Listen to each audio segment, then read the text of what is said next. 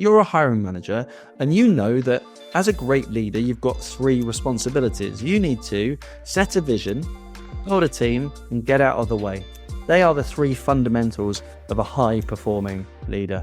And you can share with your clients that the best leaders in the industry, and they will recognize this to be true anyway, but you can share with them that the best leaders in the industry are those who, frankly, are able to confidently and consistently make good hires. Make good hires in time, on budget. If you can do those things, then one of the biggest responsibilities that you have as an employer is reduced. The complexity of your role is reduced. Your ability to build high-performing teams means that you achieve your goals faster. It means that you've got better people around you. It means that you're less distracted by having to do training, coaching, and support to ramp people up. Real quick before we begin. Working with over 1,000 recruiters, I've seen the same thing time and time again. The challenge of always being on a roller coaster of results and just wanting a consistent way to win new, exclusive, and retained business. To help figure out how you can get there, I've created a business development assessment, a way to test your strategy. It's a simple process with a few questions designed to give you actionable steps that you need to win consistent business for your agency, whether you're a leader or a top biller. Hundreds of recruiters have already used this assessment to jumpstart their growth, including million-dollar billers. And as a valued listener to the show, I've included a link so you can access it for free right now in the show notes. I'd love to hear your thoughts, so please go check it out. And now let's get on with the show. Welcome back to another episode of Recruiting Better. And this week I'm going to explain why you're probably doing recruitment the hard way and how you can overcome that challenge to use your expertise to win highly committed and engaged clients who give you fillable roles and who not only do that, but actually act as advocates for you in the market. Because when you think about the way that recruiters classically win business, there are a couple of flaws that always kind of come up in that feeling and that experience of the way that we generate business. And every consultant at some point in their career will have experienced the feelings we're going to discuss today. What I'm also going to share is a clear blueprint and roadmap for how you can overcome those challenges and stop doing recruitment the hard way and start putting yourself in pole position to take advantage of the expertise that you have. So let's get into it, shall we? First question, what do I mean when I say you're doing recruitment the hard way? Well, let's think about it. Every time you go out to do business development, for most recruiters, the focus of that business development is picking up jobs, is getting opportunities to work. What we're looking for is a hiring manager with a live vacancy, somebody who we can source an opportunity from. Now, typically, when you're speaking to a hiring manager with a live vacancy, they've done a number of things. They've made a number of decisions before you speak to them. They've either decided how they're going to recruit that role and they've got their HR team or other agencies already engaged on it. But even if they haven't taken those steps, then maybe they've already considered or already decided exactly what they need to be looking for. They might have already decided exactly what they should be paying or what they'd ideally like to pay. And they've already decided on their hiring process, how they're going to go about interviewing and assessing the people that they source for this opportunity. And what that means as a recruiter is that when you take that job order, when you take that opportunity on, you've got very little control over what happens next. You've got very little involvement in the decisions that are being made outside of your control.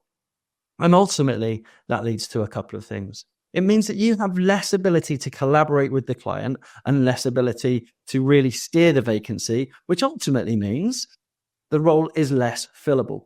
And because you're less involved in those decisions, your clients see your input as less valuable. Ultimately, your expertise gets left on the shelf, and what your clients are kind of hiring you to do is the transactional admin work of finding a candidate. Now, if you're a recruiter who views themselves as a consultant or even somewhat of an expert, then that experience gets pretty frustrating pretty quickly. And burnout and rejection and people leaving the industry is not uncommon as they start to recognize that the value that they're creating or could create for their clients is never really being received by the people that they work with. And let's face it, Transactional recruitment has its place. Transactional recruitment in itself has its value. But if you're someone who sees the value of what you do as being greater than the transaction, if you believe that you deserve to be seen as your clients, as a consultant, maybe as an expert, and as a result want those longer term relationships, then that job calling approach, that focus on sourcing individual opportunities one at a time, is maybe not going to work that well for you. It's likely that if you've been pursuing that approach for a while, you'll recognize some of these frustrations. I'll tell you what else is key about that approach as well. That job focused business development approach means that you're always behind your target and you're rarely ever building a pipeline. If I were to ask you right now, where are the vacancies that are going to help you hit target next quarter going to come from? You might have a rough idea, but for most recruiters, business development means starting from scratch every week, certainly every month. And the idea of having a pipeline 3 months ahead is completely out of the question, right?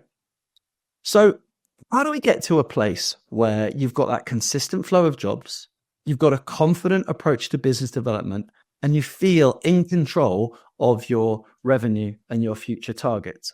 As a business leader, how do you build an environment or a team that has that confidence and consistency baked in? It's not as hard as you might think. In fact, you've probably already got some key accounts or existing relationships who you know are likely to hire from you at some point in the future. Maybe you've had conversations with them. Maybe you've been talking to them about their hiring plans. If so, that's fantastic.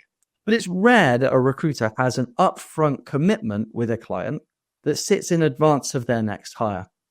And when we work with businesses, when I work with organizations, what we tend to do is try and create that predictable pipeline plan, that consistent approach to business development that projects future business and creates a real clarity over where the revenue flow is coming from. Anything else, as far as I'm concerned, is recruitment done the hard way. Transactional recruitment, where you're focusing job to job, diminishes your value. It leaves a lot of what you could do for clients undone. It puts all of the client's focus on the value of the transaction and the hire that you make. That's a problem. And that job focus pivots you and stops you from getting ahead of yourself and starting to build pipeline. So for those two reasons, it's clear to me that the job focused approach, the legacy BD approach, is the hardest way to generate business and generate revenue in recruitment. There's a third reason though why that approach can be the hardest way to make revenue, and that is because everybody else is doing the same damn thing. And no matter what promises you make and how nice you claim to be and how consultative you claim your approach is and how many bells and whistles you attach to your service, if your core focus is speaking to hiring managers with live vacancies and working from job to job, then you ultimately end up sounding like and positioning yourself just like everyone else in your market. Have you ever wondered why so few recruiters truly dominate their niche and why it seems like there's this endless supply of new entrants into every market? Well, in part, it's because no or very few recruitment agencies are ever able to truly wrap up the value proposition that their clients really need. And if they were able to, then they would lock out their competition until such a point as their competition kept up. Now, if everybody's focusing on transactions, if everybody's focusing on that job-based approach, then it's clear that the best thing you can do to stand out is shift away from that approach. So not only is a job-focused approach going to diminish your value and make it very difficult to create long-term pipeline, but it's also going to put a real strain on your ability to grow your market share. So what's the alternative? It's all right me being here kind of sharing with you why what you're doing perhaps today may be working less well, or you may be finding it harder than you'd ideally like to, but what's the alternative? And you may have the simple alternative to working business development and with the legacy approach, that job focused approach, which I see as being the hardest way to make a living in recruitment. The single best alternative to that is to switch from a transactional approach to a transformational approach. Well, what does that mean? You ever asked your clients this question? Imagine that you're 12 months from now and you're looking back on hiring and thinking, wow, the way we hire is so much better than the way we used to do it. In fact, the way we hire is now better than our competition. In fact, we're industry leaders at hiring, and I think maybe the way we hire could be described as a competitive advantage for our organization. Imagine being in that situation where the way you hire is a competitive advantage. What will have needed to change, and how will you know?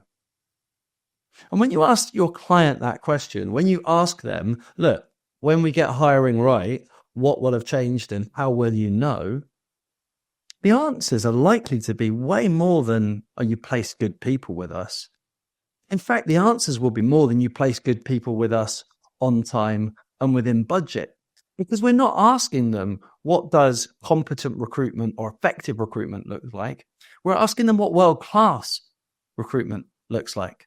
And if you see yourself as a consultative recruiter, someone who's interested in that kind of solution selling approach, someone who wants to stand out from the robots and AI automated platforms and the cowboys in your niche and the cut price bargain basement offerings, then you need to get really confident and comfortable talking about this idea of your role as a true consultant.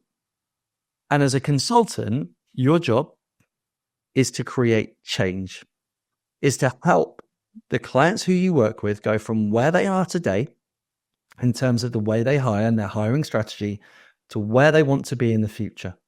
Now, in order to do that, you first need to understand how they measure success. That could be in terms of time to hire, cost of hire, quality of hire. But equally well, it could be around diversity. It could be around candidate experience. It could be about stakeholder experience.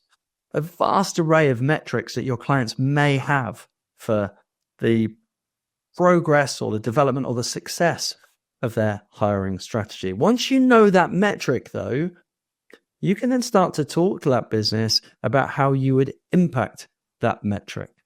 Impacting that metric and creating change by, for example, reducing time to hire, improving quality of hire, reducing cost of hire, increasing stakeholder satisfaction, reducing bias, those sorts of things. They don't happen in one vacancy. They don't happen in one hire. They take a period of time. They require a relationship and a duration to be spent on them. So when you're working in this way, when you're thinking about not the transactional get a job, fill it approach, but the approach of how do I help this business be better at hiring, what you need to ask them for in return is a commitment to working with you on multiple vacancies. In fact, what they need to give you in order to see that change is the commitment to let you work on multiple vacancies.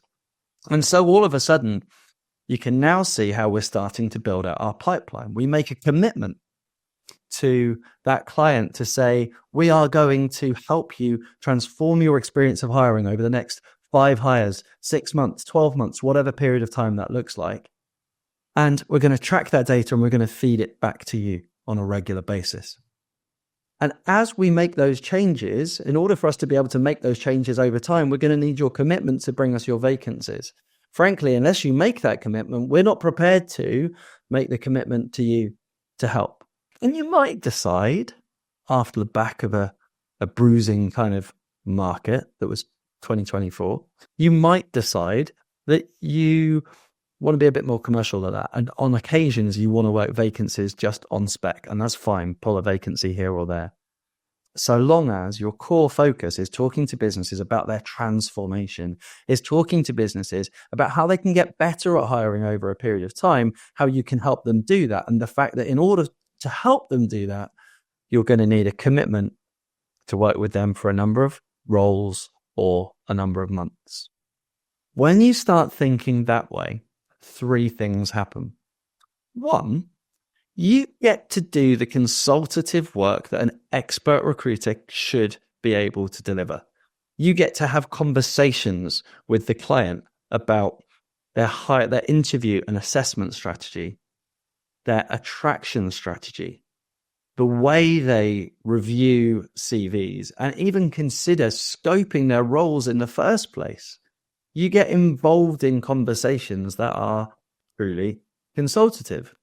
And the reason that you get that platform is because you've set out your stall as someone who creates a transformation. You've set out your stall as a consultant, not as a delivery execution person focused on vacancies. So the first thing is you get to create masses more value. And that then leads to clients who want to pay you more, who want to commit to you more, who want to advocate for you in the market, meaning they'll give you reviews or tell other people about you, help you win your next clients, which is brilliant. All from the result of the value you've created by helping them go on that or go through that transformation. The second thing that happens is because those clients are now committed to you in ways that they never have before, because they're committed to giving you 3 roles, or 6 months worth of business because they want to see the change, you can start getting some predictability over your pipeline.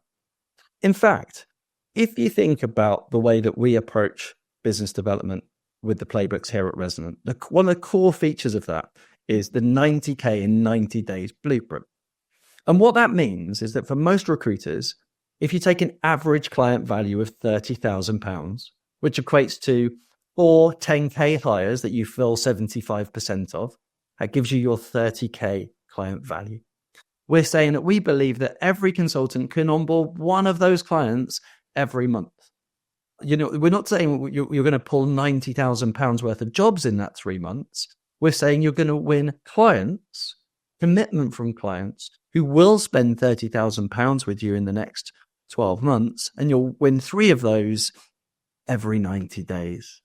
And that means when you get to the end of the first year, you've now got a client roster of committed clients who have said and invested in you and have made that commitment to work with you on a repeat business basis. And that repeat business, by the end of your first year, is worth £360,000. So you can project into your second year that you're going to bill £360,000. And of course, some of those commitments might not come through. Some of those hiring managers might hire less than they think. Actually, some will hire more than they think. So it tends to balance out. But all the while, you're doing business development, adding more and more clients to your roster. It fully puts everything in your control. And the reason it's so effective is that it's focused on this repeat business or this repeat revenue model. The third reason that turning the hardest way to generate business in recruitment, that focus on the job by job approach, by turning that from transactional into transformational becomes something that is so effective and so valuable, is that you actually begin to set a precedent for the type of business that you do. People then start to see you as transformational in the market. And when it comes to competition, then it's very difficult for anyone else to compete with you. Because if I'm saying, look, by my candidate, I will place the best possible person with you. But my competitor is saying, yeah, we'll find the best possible person for you. But actually, we're going to look at a strategic level, what great recruitment looks like for you and help you increase that over a period of time. Then how could I, as a hiring manager, confidently give my vacancy to the person who's saying, yeah, we'll fill the role, compared to the person who's going to help me transform the hiring strategy? Bearing in mind that when you talk to most business leaders, they will say, look, the way we hire could be improved. It could be better. Very few business leaders believe that the way they hire is currently a competitive advantage. although many will say it could and probably should be. And yet, most people aren't doing proactive work right now to improve their hiring strategy. In fact, I would say that businesses who are actively or proactively dealing with their hiring strategy are the ones who have the greatest opportunity for improving the effectiveness and efficiency of their organization. After all, staff costs, one of the biggest for any business. The impact and the quality of their team and staff, one of the greatest opportunities that any business has. And thirdly, when you think about the costs of burnout or the kind of frustrations around bad hires, all those sorts of things, those costs are so great that having a really effective hiring strategy is absolutely crucial. So having a recruitment consultant who's not only competent at filling your vacancies, but is simultaneously transforming the way you hire, wow, I think that's uncompetable with. In fact, lots of the people I talk to say, look, if our recruiter did that, we'd never look outside. I had a conversation the other day with I'm working with right now, someone that I'm doing some executive coaching with right now. And they said, look, reality is so many recruiters aren't actually experts in talent acquisition. They aren't experts in how to hire. There are books out there, did you know? And I was talking to Jamie Rogers on a previous episode of the podcast about this. There are books out there about hiring, how to hire well, how to get it right. How many recruiters spend their evenings or their weeks reading data, reading reports, reading the books about how to hire effectively? For example, could you tell me what the best 3 types of interview are for the skill set that your clients typically look for? Most employers are doing static kind of rhetorical interviews where they're literally just asking the same kind of questions and not even very effective questions to their candidates, missing out on a whole range of different assessment strategies they could be using. What about attraction strategies? How are people using AI or modern technology? How are people using video outreach to generate better connectivity with candidates and engage them better? How are people actually thinking about how do you sell a job in today's market, given the social and environmental pressures, the cultural state of society right now? What is it that candidates need to hear from employers? How are we addressing those key motivations of significance and security? All of those are the sorts of questions that you get the opportunity to start addressing and talking to clients about when you're focused on transforming the way they hire, not just transacting hires. In addition to talking to your clients about this idea of transforming the way they hire into a competitive advantage, and as a result, helping them achieve their biggest corporate and commercial goals, you can also talk to the individual hiring manager about what transformation would mean for them. Some of the businesses that I see do this really well position themselves as a recruitment coach to hiring managers. Imagine this, right? You're a hiring manager and you know that as a great leader, you've got 3 responsibilities. You need to set a vision, build a team, and get out of the way.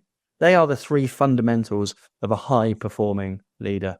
And you can share with your clients that the best leaders in the industry, and they will recognize this to be true anyway, but you can share with them that the best leaders in the industry are those who, frankly, are able to confidently and consistently make good hires in time, on budget. If you can do those things, then one of the biggest responsibilities that you have as an employer is reduced. The complexity of your role is reduced. Your ability to build high-performing teams means that you achieve your goals faster. It means that you've got better people around you. It means that you're less distracted by having to do training, coaching, and support to ramp people up. It means that you can spend more time and more focus on business-critical activities that contribute to your bonus, contribute to the performance of the team, contribute to the overall effectiveness of the organization. And that all comes from being a hiring manager who's better at recruiting. Now, who is well placed to help a hiring manager become better at recruiting? Surely it's a recruitment consultant who spends all their time watching, observing, and seeing what works in the world of recruitment. And if you add to that the idea of reading data or reading books around how to become better in the kind of overarching talent acquisition strategy or the whole kind of approach to to recruitment, whether that be attraction, selection, or retention, then you can really position yourselves as a great expert and a real kind of confidant and mentor to these business leaders. What an amazing situation to put yourself into, where you're now having conversations with hiring managers who are saying, look, yeah, I want to get better at hiring this year. I want to be a better leader. And I see that being a better leader will require me to get better at the way I hire, to build better teams, to do it on budget, and to do it within the time or to do it faster, right? So then I do want some support with that. I'd love to speak to somebody who could help me and coach me to become a better hiring manager. And that could mean conversations in between hires. That probably would mean conversations in between hires. You don't want to be training someone to play the game while they're already playing the game. Sure, you might give them some direction, but training happens before the game. We don't want to be practicing things in the game setting. So same with recruitment. What conversations could you be having with hiring managers now and over the next coming weeks before their next vacancy to make sure that when they do hire, they're in the best possible shape to do that? So those sorts of questions really drive this idea of transformation at a personal level. Now, I love talking about how hiring can be a competitive advantage for businesses and help them achieve their biggest corporate goals. But that individual perspective, that individual thing of making hiring managers more effective by helping them become better at that core role of hiring is just an absolutely hugely valuable aspect that you can add into your conversations and the mix of what you do. In another episode of the podcast that we did at the back end of last year, I sat down with Adam Tiberius, who's built a fantastically high-performing team across the UK, the US, and Europe. And he says one of the things that has driven his success is the mantra that jobs come from accounts. Accounts don't come from jobs. And yet, every recruiter, the vast majority of recruiters using the legacy approach to business development is focused on one thing: picking up jobs and getting CVs out to them. When you stop focusing on the vacancies and start focusing on the clients behind them, their goals, their objectives, their fears, the impact that hiring has on them, and you start thinking about how you can be instrumental in making that better and helping them achieve their big personal and corporate goals, your whole experience of business development shifts. And you go from doing business development the hardest way possible to positioning yourself as someone who confidently and consistently does BD in a differentiated way that delivers more value and helps your clients get better results. It's exactly the kind of approach that true solution selling is based on. It's exactly the kind of buyer-centric methodology that we share when we're consulting our clients. And I really wanted to bring out today and really share with you some of those difficulties, some of those the failure points, some of those frailties around the legacy approach to business development, and why something like the Recruiter Sales Playbook for 25 is worthwhile exploring and considering as you build out your BD strategy. Of course, if you've got any questions, then you can find me in the usual places, and there's a link in the show notes to take our BD assessment so you can get a good review and a good report back on exactly how successful or how effective your business development strategy is right now. At the same time, if you want to go off and think about different ways to make progress on your own, then there are a few resources we can recommend. So there are books that you can read. There are things like Gap Selling and Eat Their Lunch by Anthony Iannarino. There are podcasts that we've recorded, and I'd recommend that you have a look at the episodes of the podcast that we've recorded in the past, including things like our episode on solution selling and how to run an effective discovery call, but also our interviews with Anthony Iannarino himself, Mike Weinberg, Todd Capone. All of those sources will give you a really good understanding of how better to apply this approach. So I guess in closing, my final thought here is this. Business development is a tough gig. Generating revenue from new clients is never easy. And Whilst there are those people out there who will sell you the dream and tell you that inbound opportunities are the way to go, or create a lead magnet, or those sorts of things will generate the business that you need, the truth is that actually getting high levels of commitment from your client is going to require you to think differently about the value you create. Ultimately, sales is a value exchange. If you're not creating enough value for your clients, then you won't be able to capture the value that you deserve in return. If you're frustrated at not being seen as an expert, then it's likely you're going to have to communicate yourself in a different way to raise your level of expertise. The single best way we found for doing that is to shift your approach from transactional to transformational, meaning you go from focusing on pulling jobs and focusing on vacancies all the way through to thinking about how your client hires strategically and looking to change that over a period of time. And as you shift towards that model, you'll start picking up more opportunities. You'll start delivering greater value for your clients, making yourself more valuable to them, and you'll start having to compete less. But crucially, for recruitment business leaders and consultants, you'll start to see a predictable trajectory over your revenue as you build a high quality roster of clients that you can bank on to recruit with you over the next 12 months. Want any more support? Let me know. I'll look forward to hearing from you. Thanks.